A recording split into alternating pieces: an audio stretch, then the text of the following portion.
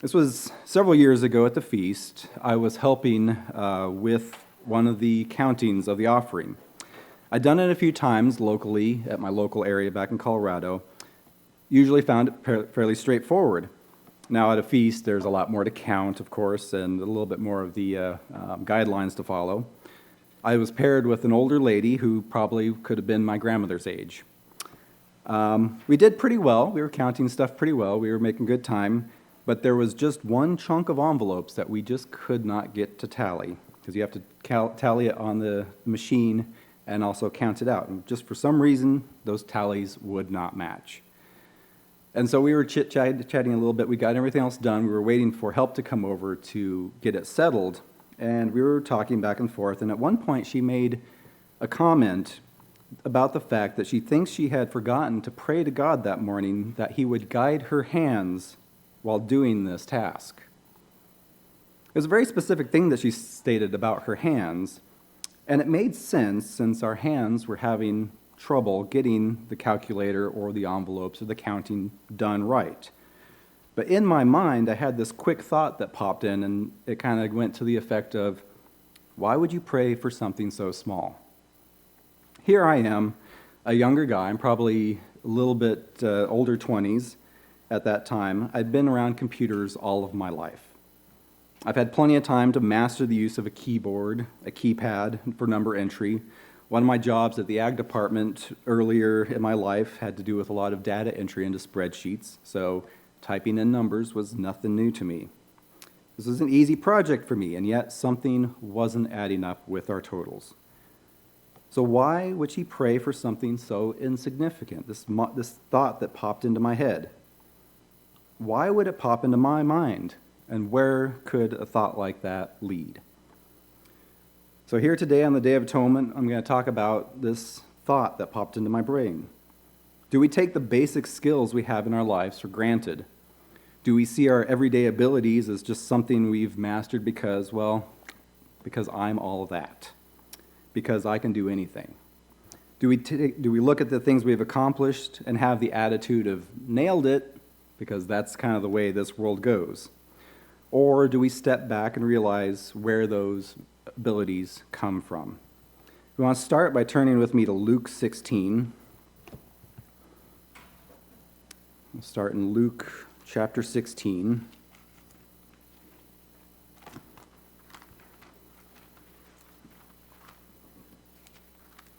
And we'll start in verse 10 here. And it says, "He who is faithful in what is least is faithful also in much. And he who is unjust in what is least is unjust also in much. Therefore, if you have not been fulfilled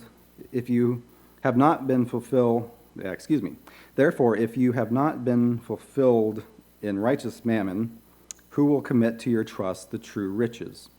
And if you have not been faithful in what is another man's, who will give you what is your own?" If you look in the contemporary English version of this, in verse 10 here, it states it as, "Anyone who can be trusted in little matters can also be trusted in important matters. But anyone who is dishonest in little matters will be dishonest in important matters."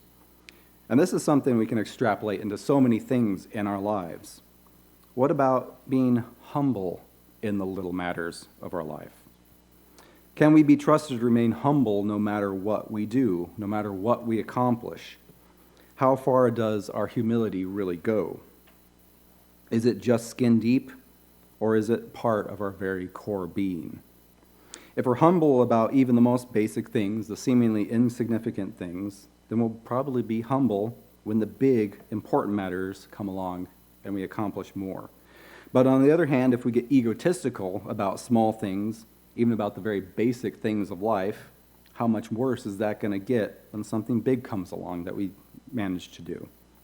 When helping to count the offering that day, I assumed because of my abilities, because of my age and years of practice, it would just work. I hadn't thought that this could be a problem, and yet something still wasn't adding up. But when you step back and think about it, even the very basic act of typing on a keyboard, how amazing is it really? What goes into it? And if we step back, we can just come to the realization that God's creation is amazing at all levels. And we're part of that amazing creation. God created an amazing universe, and he made mankind in his image. How should that fact affect our thinking? Why can humans do amazing things that do happen in this world? Yes, we can do horrible things, as we've seen. But think of the many incredible abilities humans have. We have the ability to think, to create, to build, to explore, to grow, to learn. And people who don't believe in God, or maybe believe in a completely different God, still have these incredible abilities. It was a little bit over a year ago that 4 people launched into space on board a rocket. Actually, 4 more just left Earth today, about 2 hours ago, too. But the 4 people that went up 4 years ago were a little bit different in the fact that they were all civilians, one of which was a cancer survivor as a child, and she had a femur that was prosthetic. You compare that to 50 or 60 years ago when the space race was first starting, the people that went into space were professional astronauts. They were military men, they had flown, and they were well trained in that. But now the technology and applied skills and talents of many people made it possible for 4 people who haven't trained for very long to do something in a very simple way. And while we may say, well, the astronauts don't have any skills anymore, you can also consider that it takes a lot of hard work on somebody's part to make it that easy for somebody else. Humans do have amazing abilities, and when applied correctly, it makes things easier for others. Consider driving. The majority of people who drive daily manage to zip along crowded roadways, listening to music, talking to somebody, probably texting as well, while going 75 miles an hour or faster, let's be honest, and most of them somehow manage to not crash. Now, some do, obviously. There is always the wreck along the interstate, but that's a small percentage of the total people that went along there. It's amazing that people don't crash more in this mass confusion. Somehow we have this ability to do all this. Combine that with the engineering that goes into the cars that are easy to drive now. We have a friend that described our car as driving a couch because it's very comfortable. You sit down, you're just like, this is great. I've driven cars from the 70s, and it was like a full body workout to get it into gear each time. Things have come a long ways in a lot of manners. We can navigate these roadways while paying half the attention that we really need to be. But again, why do humans have these abilities? Why do people in the world, many of whom deny God's existence or are deceived into believing the false God, why can pretty much any of them do these amazing things still? It comes down to, again, that God's creation and plan are awesome. We may have abilities, we may have the ability to learn and acquire these skills, but it's for a purpose. And it's because God has a plan for all of mankind. And we have to remember, God called the weak of the world. And that kind of puts us in a different category when we start thinking about our abilities. That's us, the weak of the world. People in the world have different abilities and can do many mighty things also. But what separates us from the rest of the world? Where does humility play into our lives? Even the basic skill of using that keypad to add up the offerings, it was easy for me. And while I did take classes in typing and spent time using that skill for years, it comes down to the fact that God created humans, and he made us well. What happens when we start thinking it's all about us and our abilities? Well, at that point, we can think about, when did Lucifer's attitude change? If you want to start turning with me to Isaiah chapter 14, read a little bit about that here. At some point, Lucifer's attitude probably changed from one of obedience to what he is today. Isaiah 14 and verse 12, we'll start out reading, "How you are fallen from heaven, O Lucifer, son of the morning. How you are cut down to the ground, you who weakened the nations. For you have said in your heart, I will ascend into heaven. I will exalt my throne above the stars of God. I will also sit on the mount of the congregation on the farthest sides of the north.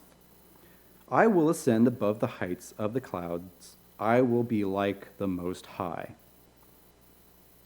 For him, did it start with a feeling of a little bit of pride somewhere in something that he had accomplished? Did he start thinking too highly of something he had done, something that all the other angels were able to do as well?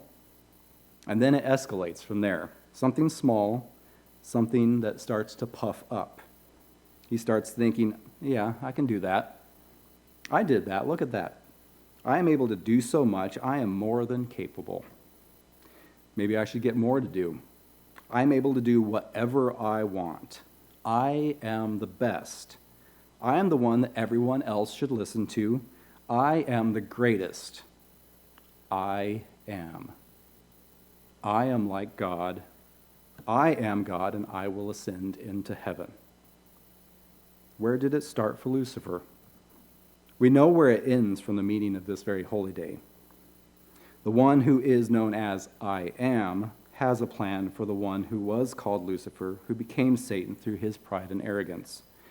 And we anticipate that part of God's plan here today, a day where we are called to humble ourselves physically and spiritually. That attitude that Lucifer let grow, it's an attitude we need to avoid at all costs. If it grows, we aren't careful, it will grow into something bigger. An attitude of narcissism that this world has, where you're told you deserve it, it's easy to catch that mindset. It's an attitude anyone can have if we're not careful, if we don't keep it in check. Staying in this humble mindset can be tough. God has commanded us to afflict our souls today, and we should realize it doesn't really take a lot to slow us down. Just one day without our daily bread, and it becomes hard to talk, think. Without that coffee, that's all it takes to slow us down in this world. Even the basic abilities of humans, it's just one step away from slowing down. Turn with me to Romans 12, please.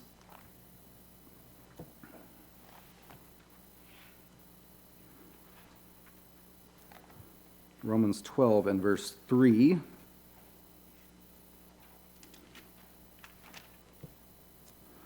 And it says in verse 3, "For I say, through the grace given to me to everyone who is among you, not to think of himself more highly than he ought to think, but to think soberly, as God has dealt to each one a measure of faith." Not to think more highly than he ought. And that's where we have to keep our mind in check. How highly should we think of ourselves? At what point does it cross over to what Lucifer was doing? To conclude, humility doesn't mean we don't grow or have skills or abilities. It's far from that. It doesn't mean that we don't advance our learning or our knowledge. God gave us this ability to grow, to learn. We're creative beings made by a creator God. But we must never think that, we're all that. We can't get into the point where we just think because we have the skill or ability that we've made it where we are in life because of what we have done. We need to stay humble in the smallest of things, knowing our abilities come from God, from his plan. He made a plan, an amazing creation as well. So it comes down to one question. Can God trust us to be faithful in the smallest matters, to be trustworthy and humble with the things the world may take for granted? When we're done what we can to get rid of Satan's mindset as best as possible, then God will hopefully see fit to bring us into his kingdom.